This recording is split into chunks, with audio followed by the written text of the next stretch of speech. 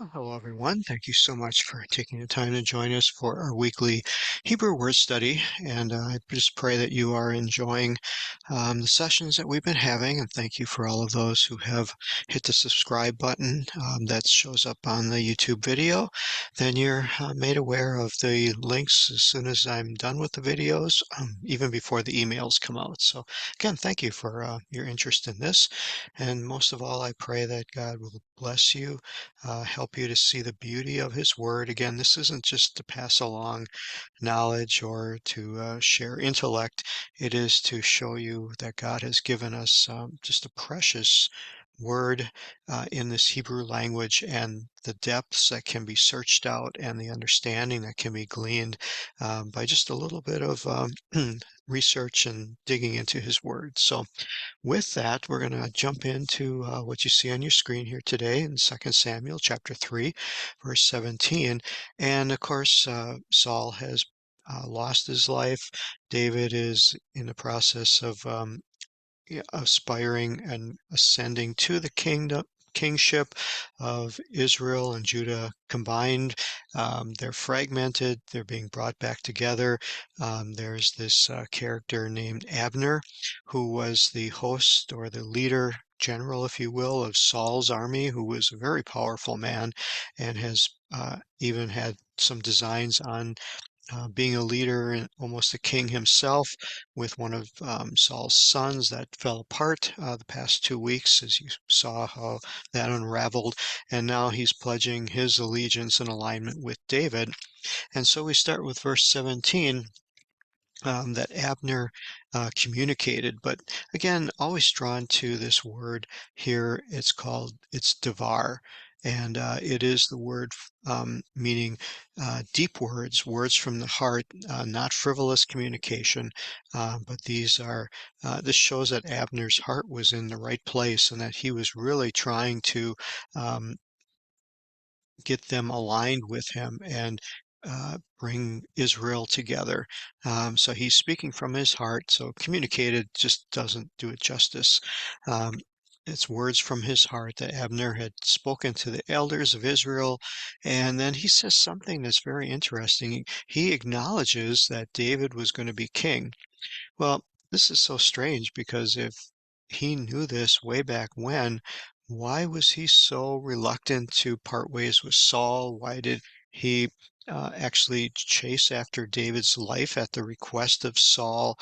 And again, this is very, very strange, you know. And then there's a portion here in verse 18 where it says, Then now Yahweh had spoken of David, saying that by the hand of my servant I will save my people Israel from the Philistines and the hand of all their enemies. Anytime you see in the Bible where it talks about the Lord has spoken, where it makes a reference between the new covenant, the old covenant, um, it's always good to look it up. And what we find here in this verse 18 is there is no record of this exact phrase or sentence being spoken by the Lord. We do not see any scriptural reference for this. So this is kind of enlightening. It tells us that there were things spoken. Perhaps this was by the prophet Samuel before he perished, you know, that he ministered and he spoke a lot. We have very little recorded of what he spoke. You know, he served as a judge for, 20 some years or more. And so he spoke a lot. So this was something that Abner knew, the people knew that the Lord had spoken that David would be king and would deliver them.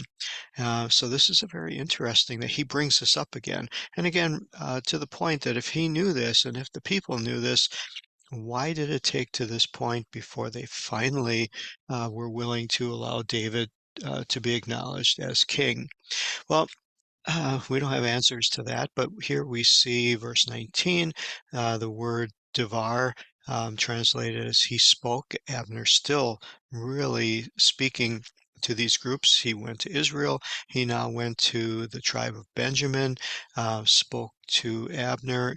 and he went to David and Hebron. He's making all the rounds, and he's setting this foundation, and everything is seeming good.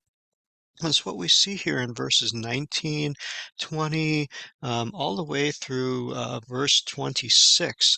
We see Abner going, laying a foundation, preparing to help everyone get behind David, and laying a foundation for what's going to happen in verse 27. It seems for sure that Abner has completely gone the way over towards David and broken any of his allegiance with the house of Saul. And then we start seeing something very interesting here as Abner starts interacting with David's captain of the guard, who was Joab. So here you have two generals, one from Saul, one from David, and they were previously fighting each other, and now they're just supposed to drop all their animosity and be friends and work together. Probably could be, except for something that Abner did. Remember way back that Abner killed Joab's brother, that there was this battle, and Joab's brother was chasing Abner, and Abner took his spear and thrust it behind him and killed the brother of Joab. And of course, those memories don't go away. Those memories don't get passed over very quickly. And so you see here that this is going to come to the forefront. And so Abner's not he's doing his thing. Joab's really not having any of it. He confronts David saying, what's going on here? What are you doing with Abner, the son of Ner? And so Joab starts contriving behind David's back. And so Joab came to the king, said, "What have you done?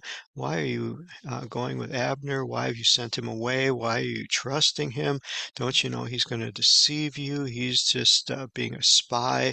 And David's not buying into this. He feels that everything is good. So Joab then took off, left David's presence in verse 26, and um, and goes to Abner and sees, I guess, somewhat of an opportunity. And we get to verse 27, and here's where it all comes to fruition. It says, Vayeshav Avner Hebron, Vayitehu took Joab aside in the gate. Now, something that's interesting here too is the gates of the city are where the town business was conducted. It's where the rulers or magistrates of the city would sit. They didn't have courthouses and office buildings and so forth, but they sat in the gate of the city. So if you had um, business to take care of, you needed judgments made, you needed transactions approved, you went to the gates of the city. That's where the power was in the city. And of course, that ties into a verse that we know in the New Testament where it says that when Jesus died and gave his life and set up and brought in the church age, it says that the gates of hell would not prevail against it. This is what this is having reference to, that the gates, it's not so much the physical gates or the, anything material there, but it's the place where judgment was taking place. It's a place where um, all of these transactions took place. And so we see that parallel here, that at the gate to speak to him privately, like they're going to do some business, but the business was not what Abner thought of. Joab took him privately and then stabbed him, and he died in the stomach. He died, stabbed him in the stomach, and he died. And this was a blood libel. It was blood for blood, avenging the blood of his brother Asahel. Um, and so what was interesting here is, how did David react to this? David reacted very differently than what the people might have expected. So when David heard of this afterwards, he says, "I'm guiltless," um, which he was, and he didn't want him to die. And he invokes the name of Yahweh against Abner. And actually, pronounces what could be thought of as a curse here in verse 29. Never let it leave his family's house, let it rest upon him. Never fail there to be someone who has these horrible things, to have a discharge, like something coming out of your body that means that you're sick or weakened in some way, or you're a leper, or someone who leans on a staff. This is a very challenging translation too. The word staff here is spindle, like a spindle from a spinning web. So some of the Jewish commentaries even say that this would be uh, um, a male figure in this family who's not able to hold a real um, job to support his family, but has to do spinning or weaving, or what's sometimes termed in those days as lesser or women's work. Again, a different culture, different time. Or that this person would fall by the sword, or he would starve to death, be lacking of bread. So David is pronouncing basically a curse upon him and his family, which is really, really strange if you think of it. How is this done? Are these just frivolous sayings? Is it kind of like venting that, oh, I wish he would die, or I wish, no good things would happen to him?